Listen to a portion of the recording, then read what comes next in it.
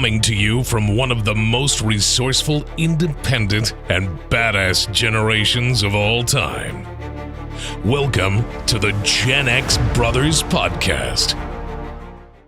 A lot of people don't know that in 1995, you and I were playing in a rock band or an underground band called Will-O-Wisp. And Will-O-Wisp. If you know the brothers, we're from Will-O-Wisp. And so we can relate to the Tommy Lee story the best because we kind of lived that lifestyle in Hollywood as much as we could on a food stamp budget. Mm-hmm. When did you come into Hollywood? Because we were there in 90, me and Tony were there, and then you came when you arrived, right? 1992. And that was the strip still happening at that time. I remember it's closed down not too long after we got there, but wasn't because it was Nirvana. When Nirvana hit was what, 92? Yeah, I remember the strip was still good. Like I moved there the weekend I graduated high school. I got in my car, put everything in there, and went straight to Hollywood to move in with you guys.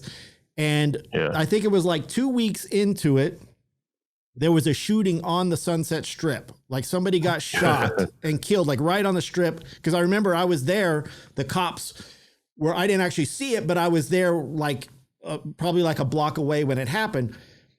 And all of a sudden the cops were surrounding, and then you heard that somebody had got shot on the strip, which was a big deal back then. It didn't really happen right in front of everybody. The next week, all the sheriffs and deputies and all that shit, they stood on the Sunset Strip and did not let you stop to talk. Because before, the whole Sunset Strip, from the Whiskey A Go-Go all the way down to that liquor store, I forgot where, into Beverly Hills, was just a giant party. Like you would just stop, you would talk to people, and you would just hang out till like 2 or 3 in the morning. And then you would go to another party up in the Hollywood Hills or some shit like that, where once after you couldn't buy alcohol anymore, after 2 a.m. Errol Flynn's. Up in the caves. And the band, the Glamour Punks, they would say Glamour Punks was like, party at Errol Flynn's, and everyone would just follow them there and swarm there. But it's like the police, after that shooting, they told everybody to move. So everybody got frustrated, and then that's when it pretty much died after that, because they were like, well, if we can't hang out there, then we're just going to go and leave. And then people blame Nirvana, but it was really pretty much the police. Yeah, it was in that instance. It was.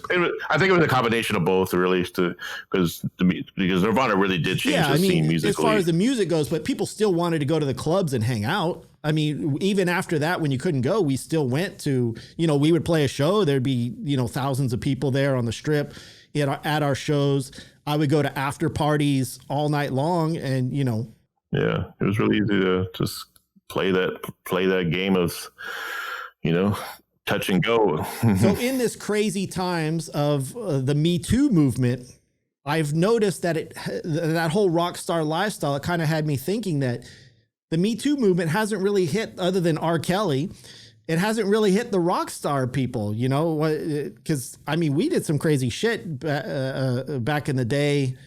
I know you did more crazy shit than I did. Yeah, with women. It was just a thing. You go to the strip, and girls will just come on to you, and you don't really know their age. You kind of assume they're in 18, 19, whatever. They're rich girls from Beverly Hills. And there's a time where I was with a girl and making out with her and doing this, and then her friend tells me, oh, she's only 14. I'm like, oh. and then this girl wanted to have a relationship with me, and so I had to lose my number. I had to have her lose my number because I wasn't about to go to jail for that. I remember this one time there was this girl, right, that she liked you, and again, we all we cared about. We weren't the type of people that were all sex crazed. Really, we were the dumbest rock stars on the strip because we always had long-term girlfriends. We did screw around a little bit here and there when we were single, but ultimately we always ended up with a long-term girlfriend. People expected us to go out and party and fucking, and be these womanizers like Motley Crue and shit. And we were just like, dude, we just want to stay home and fucking write music or watch TV. We don't give a shit about that stuff. Now, before you got there, I was actually that guy that was single, and I pretty much tore up the whole Sunset Strip. It was me and that guy, Ali. And I remember just every night we were with different girls, and I'd end up in Ventura County, waking up hungover, and the girl next to me, and then we'd be in San Bernardino the next couple of days later. And it was just, I just wasn't using protection until I finally met, Christine, and, she became my long-term long-term partner is what wife, they call it these days. Yeah. But the funniest one was, okay, we met this girl, or you knew this girl, right? And her and her friend were hanging out with us at the coffee shop. And she liked you, but again, you found out she was like 15 or something like this. And you didn't want, obviously nobody wants to get arrested. So you were like trying to be respectful and stuff. But these girls, they want to hang out with you and we want them to go to our show. That's all we care about. We're like, come to our show, watch our music, buy our merch. That's what we're after. Mm-hmm. So she's there. And then all of a sudden she gets a call from her dad saying, pissed off at her that she's got to go home. And we thought this was just some regular girl, right? So she tells us to drive her and her friend home. And we end up at the top of the fucking Hollywood Hills.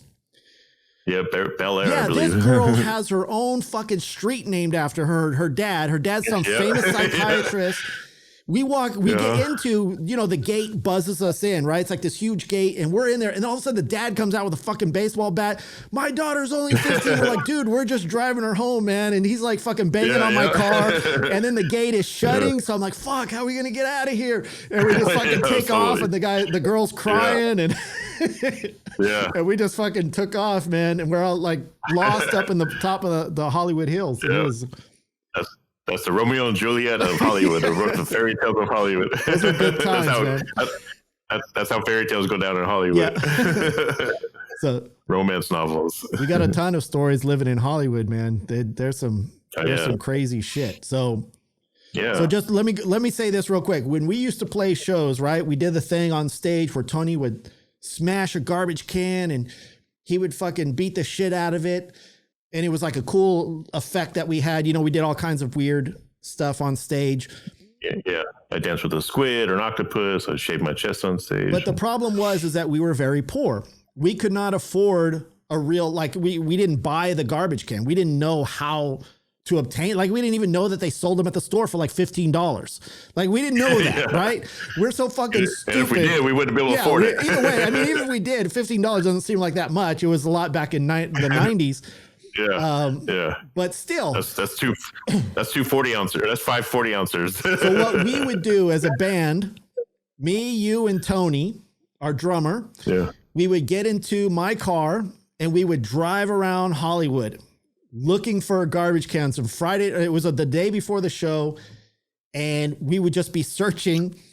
And Laura Canyon. We would see, and Tony would lean out the window, grab the garbage can. It would be full of garbage. He'd fucking dump it out everywhere. And then somebody would hear us and come running out after us saying, what the fuck are you doing? And I'd be taking off and he'd pull the garbage can in, still full of garbage, mind you. And garbage would be all full in the back of my car, all on top of Tony. And it would just be a huge mess.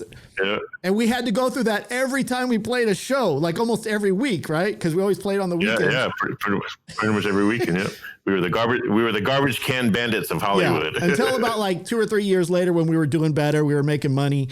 And then we realized, we're like, we could just go buy a garbage can. Why are we fucking risking? And if we get famous enough, we can get an endorsement from a garbage can company. That's what we were thinking. Fuck guitar endorsements. We got a garbage can endorsement. But I think we had done it so much that they actually hired a task force to stop it. Because remember, we went to Melrose neighborhood and we were trying to steal it the one night. And every corner, it was like 3 o'clock in the morning, 3 or 4 in the morning is when we would go. And every corner we turned, there would be a car following us. So we're like, what the fuck's going on, man? Because, you got to wait for it. And we couldn't steal one. I think we didn't even do the garbage can at that show because we couldn't find one. Watch. Yeah. I don't know I can't remember what we did, but... Yeah, they're probably like, the regular burglars, we're going to have to put them on hold for a bit. We need to catch these freaking garbage can guys. It's costing us hundreds. But what about the burglars that come in with knives and guns? Oh, who cares? We need to catch these fucking garbage thieves. We need to protect our garbage. Instead of the ham burglar, we're the fucking garbage burglars, man.